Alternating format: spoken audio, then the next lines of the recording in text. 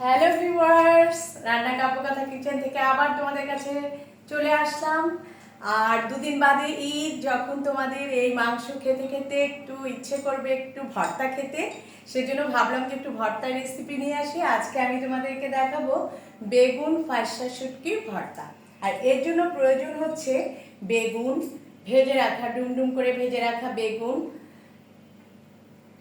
প্রয়োজন হচ্ছে পেঁয়াজ এবং শুকনো মরিচ ভেজে রাখা, প্রয়োজন হচ্ছে ফাঁসা শুটকি, তোমরা তোমাদের পরিমাণ মতো নিবে, আমি 2-3টা নিয়েছি, এবং সরষের তেল, রাঁধুনি সরষের তেল, এবং লবণ তো লাগবেই। তবে চলো আমরা তৈরিতে চলে যাই। দেখো, প্রথমে আমি এই যে বেগুন ডুমডুম করে কেটে রেখেছি, এই বেগুনটি প্রথমে আমি পিষনিতে দিয়ে নেব।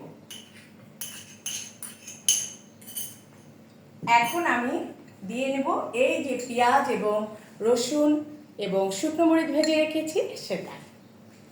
খুব সহজ, এটা তোমরা একটু খালি ভেজে নিয়েই করে ফেলতে পারবে। ফাঁসা শুটকি অবশ্যই লাগবে, এটা ব্রাহ্মণবাড়িয়া থেকে আনা ফাঁসা শুটকি।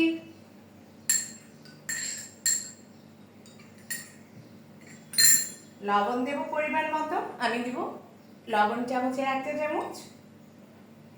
এখন আমি এটা একটু পিষনি দিয়ে বেটে দেখাবো।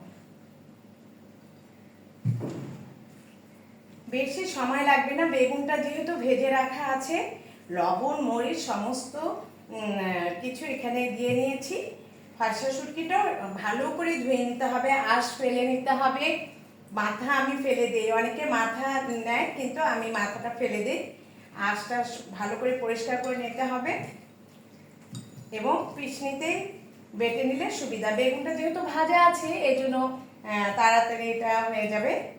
আর সব সময় আমি তোমাদেরকে একই কথা বলি যে খুব তাড়াতাড়ি খুব সহজেই যেন আমরা রাখতে পারি, এরকম রেসিপিগুলো আমাদের জানা থাকলে আমাদের জন্য ভালো হয়। কারণ আমরা তো প্রত্যেকেই অনেকেই মোস্ট অফ দাই আসলে আমরা কর্মজীবী, আমাদেরকে বাইরে কাজ করতে হয়, আবার ঘরে এসে আবার নিত্য নতুন স্বাদযুক্ত খাবারও দরকার হয়। এই তো আমাদের হয়ে গেল, লবণও দিয়ে দিয়েছি। এখন আমি এই যে রাঁধুনি সরষের তেল এখানে কিছু দিয়ে দিব। আর তোমাদের আমি সব সময় বলে থাকি, ভর্তাতে একটু হাত না লাগালেই হয় না।